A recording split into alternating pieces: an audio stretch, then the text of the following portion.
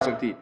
کیا مسلمان کلمہ پڑھتے ہوئے درگاہوں کے چکر لگاتا ہے اور کہتا ہے ہم کچھ مانگنے نہیں جا رہے بلکہ زیارت کر رہے ہیں، ان کی کیا حیثیت ہے؟ قبرستان میں جا کر مردوں کے لیے دعا کرنا، قبرستان میں جا کر اپنی آخرت کو یاد کرنا مسنون عمل ہے۔ رسول اللہ صلی اللہ علیہ وسلم کا فرمان ہے کنت نہیتکم عن زیارت القبور، میں نے تمہیں قبروں پر جانے سے منع کیا تھا، اب میں تمہیں اجازت دیتا ہوں جاؤ قبروں کی زیارت کرو۔ کیوں؟ تمہیں اس سے اپنی آخرت یاد آئے گی۔ تو عام قبرستان مسلمانوں کے، وہاں جا کر موت یاد کرنا، ان مسلمانوں کے لیے دعائے خیر کرنا، یہ مسنون عمل ہے، سنت سے ثابت ہے۔ اس کو بنیاد بنا کر مزاروں پہ جانا، درگاہوں پہ جانا، یہ درست نہیں ہے۔ کیوں؟ اسلام کے اندر مزار سازی ہی حرام ہے۔ قبر کو پختہ بنانا، قبر پہ قبے بنانا، بلڈنگیں بنانا، محفل سما منعقد کرنا، میلے لگانا، چادریں چڑھانا، عرس لگانا، دیے جلانا، یہ وہ اعمال ہیں جو شریعت محمدیہ میں حرام ہیں۔ سیدنا علی رضی اللہ عنہ کو پیارے نبی صلی اللہ علیہ وسلم نے بھیجا کہ ہر پکی قبر کو توڑ دو، ہر اونچی قبر کو زمین سے ملا دو۔ پیارے نبی صلی اللہ علیہ وسلم نے کب بھیجا؟ جب آپ نے مکہ فتح کیا، اور جب تک مکہ فتح نہیں ہوا پیارے نبی صلی اللہ علیہ وسلم بیت اللہ میں نماز پڑھتے تھے، اور بت بھی بیت اللہ کے اندر ہی کفار نے سجائے ہوئے تھے۔ تو یہ نہ ہو کہ آپ صبح اٹھیں اور اپنے گاؤں میں جائیں اور جو آپ قبرستان میں پکی قبریں آئے خدا لے کے ساری توڑیں، جی مولوی صاحب نے کہا تھا کہ پکی قبریں توڑ دو، اور اس کے بعد قبر پرست آپ کے اوپر کھڑے ہو جائیں اور کیس ہو جائیں، اور پھر آپ سے کہیں جی خود اپنے ہاتھ سے قبر بنا کے دے کے جاؤ۔ تو پہلے وہ مٹی کی تھی اور بعد میں وہ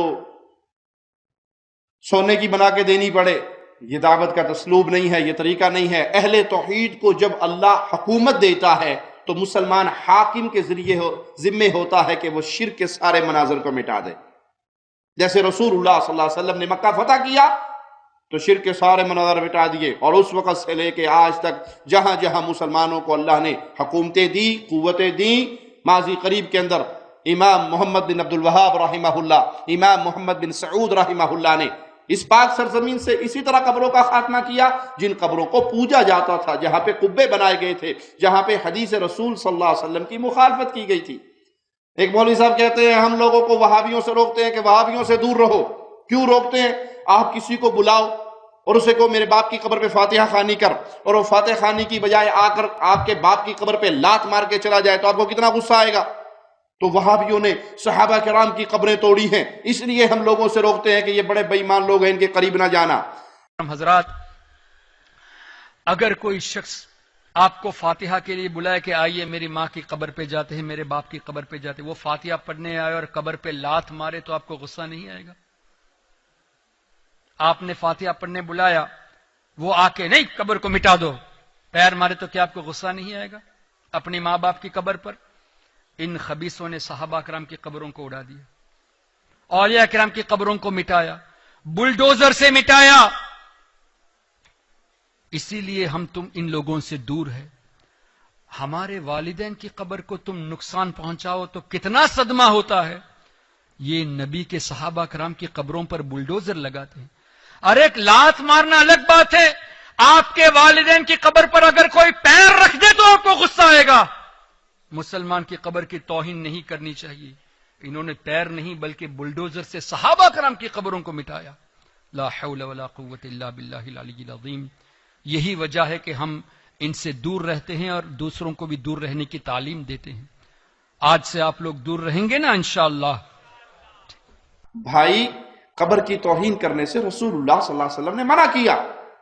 قبروں کے اوپر نہ بیٹھیے توہین کی نیت سے، ان کو ٹھوکریں نہ ماریے، لیکن ایک قبر کو عبادت گاہ بنا لیا گیا، اللہ کے مقابلے پہ اس کی پوجا شروع کر دی، اس کو توڑنے کا حکم تو رسول اللہ صلی اللہ علیہ وسلم نے خود سیدنا علی کو دیا۔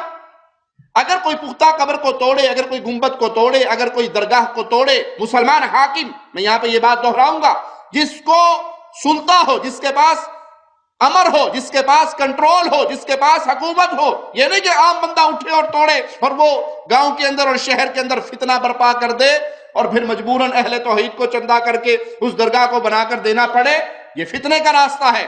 ہم نے ذکر کیا کہ جب رسول اللہ صلی اللہ علیہ وسلم کو حکومت ملی، جہاں جہاں مسلمانوں کو حکومت ملی، انہوں نے شرک کے سارے مناظر کو مٹا دیا۔ اگر امام عبدالعزیز آل سعود رحمہ اللہ نے اس پاک سرزمین سے شرک کے مناظر کو ختم کیا تو انہوں نے صحابہ کی توہین نہیں کی، اولیاء اللہ کی توہین نہیں کی، بلکہ محمد الرسول اللہ صلی اللہ علیہ وسلم کی سنت پہ عمل کیا۔